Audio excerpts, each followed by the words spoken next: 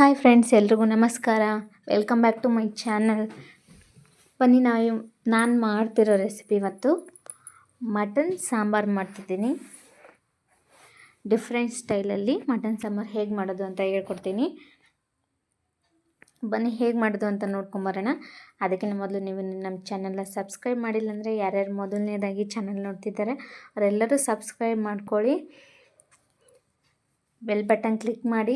ನಾನು ಹಾಕೋ ಹೊಸ ವೀಡಿಯೋಸ್ ಎಲ್ಲ ನಿಮಗೆ ನೋಟಿಫಿಕೇಷನ್ ಬರುತ್ತೆ. ವಿಡಿಯೋ ಇಷ್ಟ ಆದರೆ ಲೈಕ್ ಮಾಡೋದನ್ನು ಮರಿಬೇಡಿ. ಟ್ರೈ ಮಾಡಿ ಕಮೆಂಟ್ ಮಾಡಿ ತಿಳಿಸಿ ಹೇಗಿದೆ ಅಂತಂದೇಳಿ.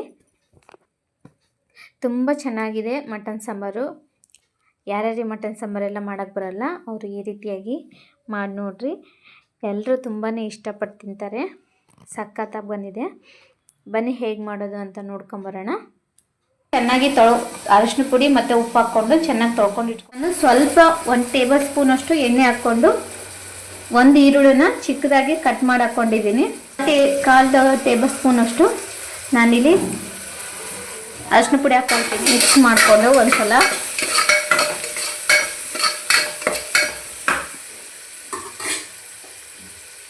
ಇವಾಗ ಮಟನ್ ಹಾಕ್ಕೊಳ್ತೀನಿ.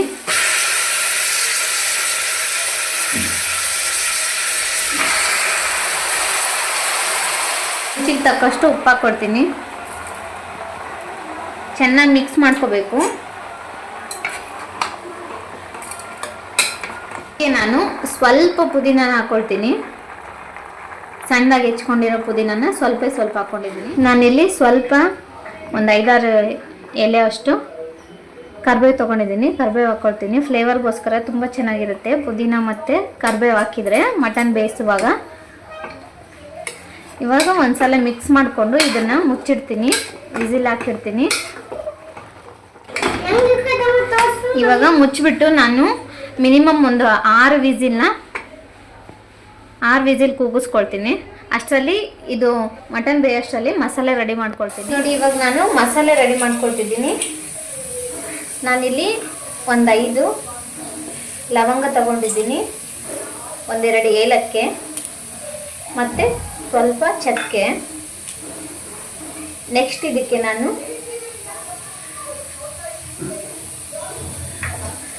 ಇದರಲ್ಲಿ ಸ್ವಲ್ಪ ಶುಂಠಿನ ಹಾಕ್ಕೊಳ್ತಿದ್ದೀನಿ. ನೋಡಿ, ಇಷ್ಟೊಂದು ಬೇಕಾಗಲ್ಲ, ಶುಂಠಿ ಅಷ್ಟೊಂದು ಬೇಕಾಗಲ್ಲ, ಸ್ವಲ್ಪ ಹಾಕಿದರೆ ಸಾಕು. ನಾನಿಲ್ಲಿ ಸ್ವಲ್ಪ ಹಾಕ್ಕೊಂಡಿದ್ದೀನಿ. ಮತ್ತು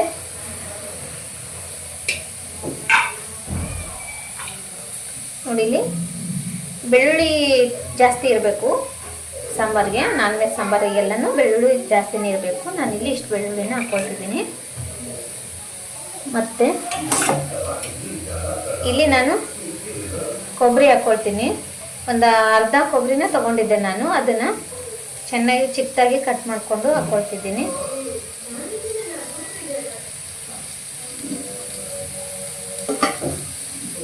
ನೋಡಿ, ಇಲ್ಲಿ ನಂತರ ನಾನಿಲ್ಲಿ ಕೊತ್ತಂಬರಿ ತಗೊಂಡಿದ್ದೀನಿ. ಒಂದು ಅರ್ಧ ಕಟ್ಟಷ್ಟು ಕೊತ್ತಂಬರಿ ತೊಗೊಂಡಿದ್ದೀನಿ. ಇವಾಗ ಕೊತ್ತಂಬರಿನೂ ಹಾಕ್ಕೊಳ್ತೀನಿ. ಎಲ್ಲ ಒಂದೇ ಸಲ ಮಿಕ್ಸಿ ಮಾಡ್ಕೊಳ್ತೀನಿ ನಾನು. ನೋಡಿ, ನಾನಿಲ್ಲಿ 2 ಮೀಡಿಯಮ್ ಸೈಜು ಟೊಮೊಟೊ ತೊಗೊಂಡಿದ್ದೀನಿ. ತುಂಬ ಟೊಮೊಟೊ ಹಾಕೋದು ಬೇಡ, ನಾನು 2 ಇಲ್ಲಿ ಯೂಸ್ ಮಾಡ್ತಿರೋದು. ಇವಾಗ ಇದನ್ನು ಹೆಚ್ಕೊಂಡು ಮಿಕ್ಸಿ ಜಾರಿಗೆ ಹಾಕ್ಕೊಳ್ತೀನಿ. ಇವಾಗ ಟೊಮೊಟೊ ಹಾಕ್ಕೊಳ್ತೀನಿ. ಸ್ವಲ್ಪ ನೀರು ಹಾಕ್ಕೊಳ್ತೀನಿ. ಇದಕ್ಕೆ ಸ್ವಲ್ಪ ನೀರು ಹಾಕ್ಕೊಂಡು ರುಬ್ಕೊಂಬರ್ತೀನಿ ಇದನ್ನ ಇವಾಗ ಸಣ್ಣದಾಗಿ. ನೋಡಿ, ನಾನು ಈ ರೀತಿಯಾಗಿ ಸಣ್ಣಕ್ಕೆ ಹಾಕ್ಕೊಂಡು ತೊಗೊಂಡಿದ್ದೀನಿ. ನೋಡ್ತಿರ್ಬೋದು. ತುಂಬ ತರಿ ಇರಬಾರ್ದು, ತುಂಬ ಸಣ್ಣಕ್ಕೂ ಇರಬಾರ್ದು. ಇಷ್ಟಿದ್ರೆ ಸಾಕು ಮೀಡಿಯಮಲ್ಲಿ. ಇವಾಗ 6 ವಿಸಿಲ್ ಆಗಿದೆ. ಓಪನ್ ಮಾಡ್ತಿದ್ದೀನಿ.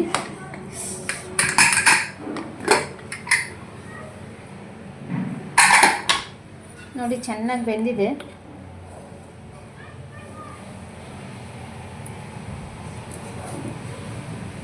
ಇವಾಗ ಇದನ್ನು ಒಂದು ಪಾತ್ರೆಗೆ ಟ್ರಾನ್ಸ್ಫರ್ ಮಾಡ್ಕೊಳ್ತೀನಿ. ನೋಡಿ, ನಾನಿಲ್ಲಿ ಇವಾಗ 2 ಟೇಬಲ್ ಸ್ಪೂನ್ ಅಷ್ಟು ಖಾರದ ಪುಡಿ ಹಾಕ್ಕೊಳ್ತೀನಿ. ನಿಮಗೆ ಖಾರಕ್ಕೆ ಎಷ್ಟು ಬೇಕೋ ಅಷ್ಟು ಹಾಕ್ಕೋಬೋದು. ನಾನಿಲ್ಲಿ 2 ಟೇಬಲ್ ಸ್ಪೂನ್ ಅಷ್ಟು ಹಾಕ್ಕೊಳ್ತೀನಿ. Next sambar powder. ಇದು ಬೇಳೆ ಸಾಂಬಾರ್ ಪೌಡರು ಮನೆಯಲ್ಲೇ ಮಾಡಿರುವಂಥದ್ದು. ಕೆಲವರು ಸಾಂಬಾರ್ ಪೌಡರ್ ಹಾಕಲ್ಲ, ಹಾಕಿ ನೋಡಿ ತುಂಬ ಟೇಸ್ಟಿಯಾಗಿರುತ್ತೆ, ತುಂಬ ಚೆನ್ನಾಗಿರುತ್ತೆ. ನಾನಿಲ್ಲಿ 1 ಟೀ ಸ್ಪೂನ್ ಹಾಕ್ಕೊಳ್ತೀನಿ. ನೆಕ್ಸ್ಟ್ ಇಲ್ಲಿ ಗರಂ ಮಸಾಲ ಹಾಕ್ಕೊಳ್ತೀನಿ. ಇದು ಮನೆಯಲ್ಲೇ ಮಾಡಿರುವಂಥದ್ದು. ಮಟನ್ ಮಸಾಲನೂ ಅಂತ ಹೇಳ್ತಾರೆ, ಗಟ್ಟಿ ಮಸಾಲನೂ ಅಂತ ಹೇಳ್ತಾರೆ. ನಾನಿಲ್ಲಿ 2 ಟೇಬಲ್ ಸ್ಪೂನ್ ಅಷ್ಟು ಹಾಕ್ಕೊಳ್ತೀನಿ ಗರಂ ಮಸಾಲನ.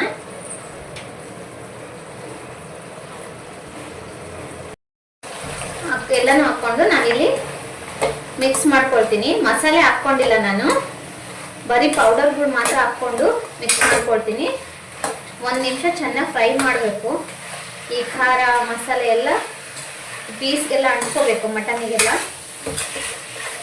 ಕೈ ಬಿಡಬೇಡಿ, ಸೀದೋಗ್ಬಿಡುತ್ತೆ, ತಳ ಹಿಡಿದ್ಬಿಡುತ್ತೆ. ಹಾಗಾಗಿ ಚೆನ್ನಾಗಿ ಈ ರೀತಿಯಾಗಿ ಫ್ರೈ ಮಾಡ್ಕೋಬೇಕು.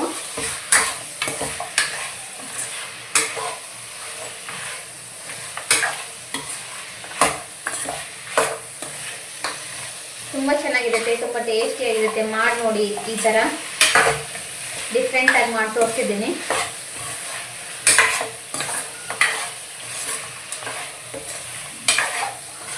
ವಿಡಿಯೋ ಫುಲ್ಲು ನೋಡಿ.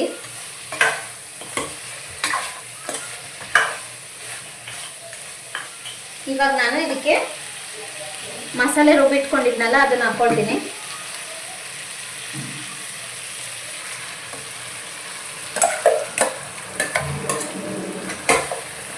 ಇದರಲ್ಲೇ ಸ್ವಲ್ಪ ನೀರು ಹಾಕ್ಕೊಂಡ್ಬಿಟ್ಟು ಆ ನೀರನ್ನ ಹಾಕ್ಕೊಳ್ತೀನಿ.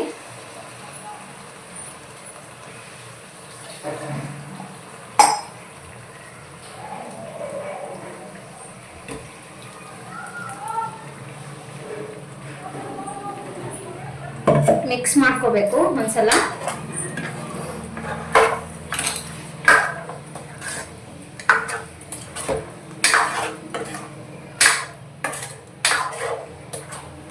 ಸೆಕೆಂಡು ಈ ರೀತಿಯಾಗಿ ನೀರು ಹಾಕದೆ ಇಲ್ದೇನೆ ಸ್ವಲ್ಪ ಫ್ರೈ ಮಾಡ್ಕೋಬೇಕು.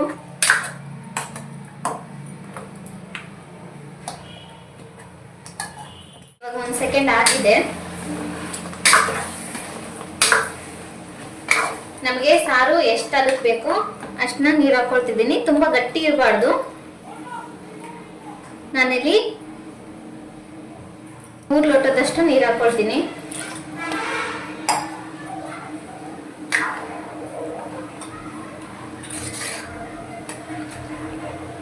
ಒಂದ್ಸಲ ಮಿಕ್ಸ್ ಮಾಡ್ಕೊಂಡು ಈ ರೀತಿಯಾಗಿ ನೋಡಿ, ಇಷ್ಟಿದ್ರೆ ಸಾಕು. ಇನ್ನ ಬೇಯಬೇಕಿದು. ಇವಾಗ ನಾನು ಇದನ್ನ ಒಂದು 15 ನಿಮಿಷ ಬೇಯಿಸ್ಕೊಳ್ತೀನಿ, ಮುಚ್ಚಳ ಮುಚ್ಚಿ.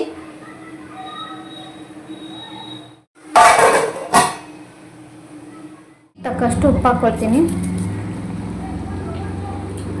ನೋಡಿ, ಇವಾಗ 15 ನಿಮಿಷ ಆಗಿದೆ. ಸೂಪರಾಗಿ ಬಂದಿದೆ ಸಾಂಬಾರು. ಎಲ್ಲ ಬೆಂದಿದೆ ನೋಡಿ, ಎಣ್ಣೆ ಎಲ್ಲ ಮೇಲ್ಗಡೆ ಬಂದಿದೆ. ತುಂಬ ಎಣ್ಣೆ ಹಾಕ್ಬಾರ್ದು ಮಟನ್ ಸಾಂಬಾರಿಗಿಲ್ಲ, ಯಾಕಂದರೆ ಅದರಲ್ಲೇ ಇರುತ್ತಲ್ಲ ಫ್ಯಾಟ್. ಹಾಗಾಗಿ ನೋಡಿ, ಇಷ್ಟಿದ್ರೆ ಸಾಕು, ತುಂಬ ಗಟ್ಟಿ ಇರಬಾರ್ದು. ಲಾಸ್ಟಲ್ಲಿ ನಾನು ಇದಕ್ಕೆ ಸ್ವಲ್ಪ ಕೊತ್ತಂಬರಿ ಸೊಪ್ಪು ಹಾಕ್ಕೊಳ್ತೀನಿ.